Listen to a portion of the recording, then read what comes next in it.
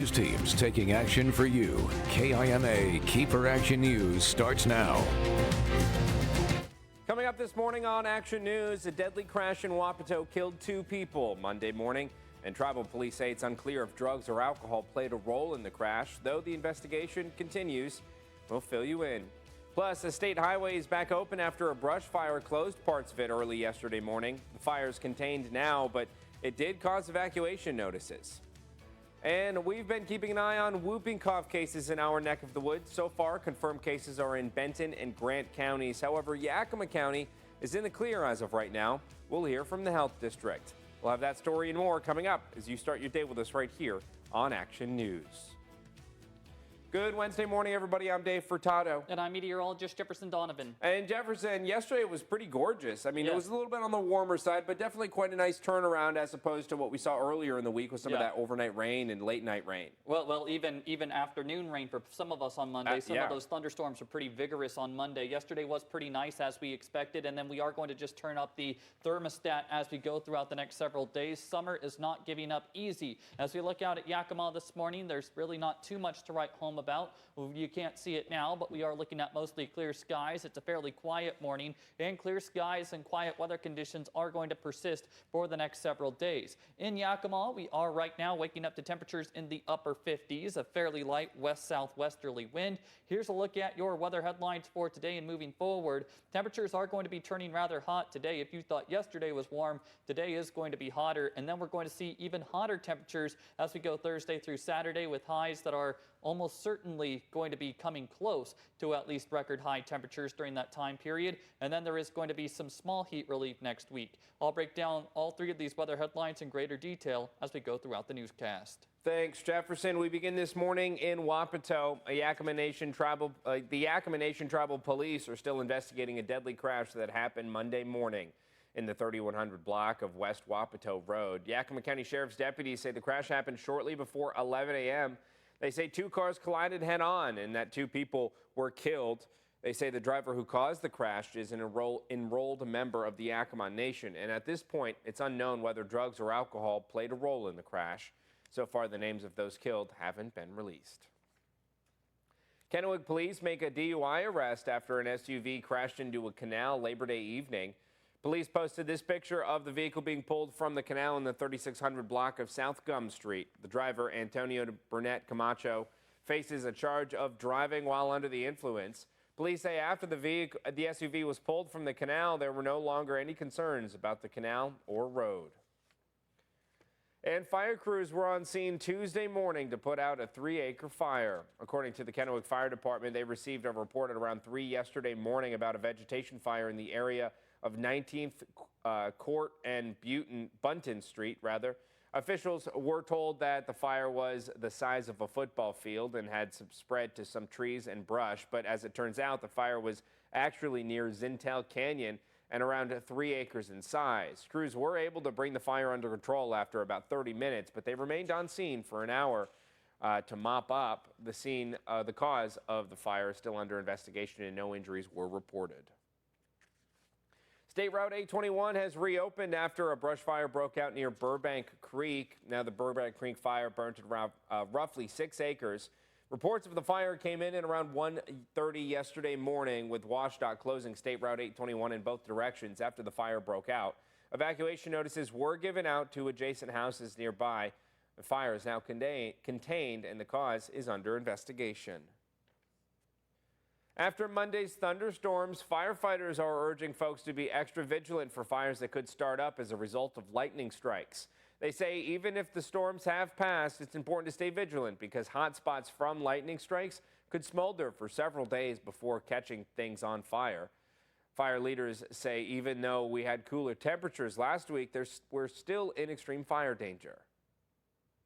We've had some cool days, and it's really easy to get into that fall pumpkin spice mode, but we still have a lot of really dry fuel out there. So you want to make sure that you're still practicing your hot summer days precautions and making sure that any work you're doing outside is being done with fire safety in mind. Roberts says while we're likely in the last stretch of the summer heat, she wants to remind you to sign up for Code Red emergency alerts, which tell you if there are any evacuation orders in your area. Cases of whooping cough are on the rise, with confirmed cases in both Grant and Benton counties. So far, there are no reports of any cases in Yakima or Kittitas counties, but because this bacterial respiratory illness is highly contagious, it is important to know what the symptoms look like, which include rapid and violent coughing, sneezing, sore throat, runny nose, fever, and sore, watery eyes. We reached out to the Yakima Health District to find out what their response would be if cases of whooping cough are confirmed in the county. So if we were to see an increase in whooping cough cases here in Yakima, the health district would take immediate actions on several fronts to protect the community. So there are various routes that we'll take, such as our surveillance and monitoring efforts and increasing those. Also making sure that the public is informed. Utilizing those public health recommendations that are important with these illnesses, such as staying up to date on vaccinations, practicing good hygiene, and then also being able to connect with our healthcare providers to ensure that they're aware of the situation if we were to see an increase in cases here. If you or any of your children have any symptoms, be sure to see a doctor. And it's that time of year again, harvest season for our grape vineyards. Keeper Charity Caldwell tells us about our biggest vineyard and how the harvest is looking. It's go time for wine country this week as harvest season has officially begun. Goose Ridge Vineyards, a 3,000-acre property with 1,800 acres worth of vineyards, thinks this year's crop is right on track. I really love the balance of the fruit this year. We're seeing a lot of brightness and freshness, and I know we've had that kind of off and on, but it is kind of challenging in these years that are getting so warm. Each growing season seems to be on the hotter side, that having a year where it's a little bit more balanced, a little bit more moderate, is something that I like to see. Having 16 varieties of grapes grown, Goose Ridge is the largest single vineyard in the state of Washington. They are even able to sell some of the fruit to British Columbia this year to help them with their crop, which was affected by a freeze.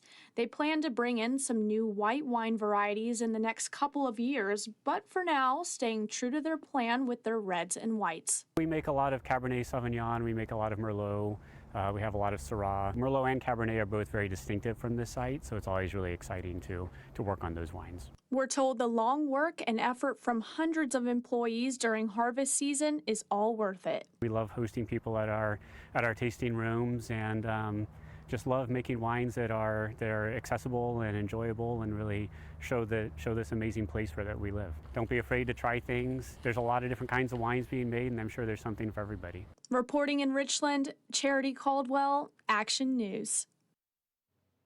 Keepers Charity Caldwell, thank you. Now, Jefferson, I got to say, as we head on into the height of autumn, I'm super excited about it because this is the best time of year. I think the temperatures are great. But temperatures not so great today because temperatures are way too high. Why are we still getting this summer lick? Very warm. I mean, it's not unusual to see this kind of summer lick this time of the year, but it is, I think many of us would like to turn the page. There's a big ridge of high pressure building overhead. That is why we are going to be looking at such hot temperatures. And earlier we did a story on fires. Keep in mind that it was September 7th and September 8th, 2020. We saw one of the biggest fire storms in Washington and Oregon state history. So keep in mind that fire danger. I just want to hammer home that point one more time. Today, we are going to be looking at summer-like weather conditions with highs in the low to mid-90s with plenty of sunshine overhead. And as we go Thursday, Friday, and Saturday, we're going to see temperatures even hotter than this. Who could see highs closing in on 100 degrees as we get towards the end of the week? That's coming up. Thanks, Jefferson. The time now is 5:09. Coming up on Keeper KIMA this morning, we talk a new tool in the Yakima Valley with the goal to help law enforcement agencies solve cold cases. And it's not some high-tech device, but a deck of cards. We'll explain in about 2 minutes. But later in the show, top stories. It's been nearly 11 months since the Hamas attack in Israel that killed many, including dozens of American citizens. Now, the U.S. Justice Department announced criminal charges against senior Hamas leaders. And researchers found there may be an association between cardiovascular disease and mobile phone use. It looked at hundreds of thousands of patients to lead to the finding, though they say there's some context to keep in mind. We'll talk that when we get to health news. That's just a peek of what's coming down the pike this morning. Stay with us. We're just getting started this hour.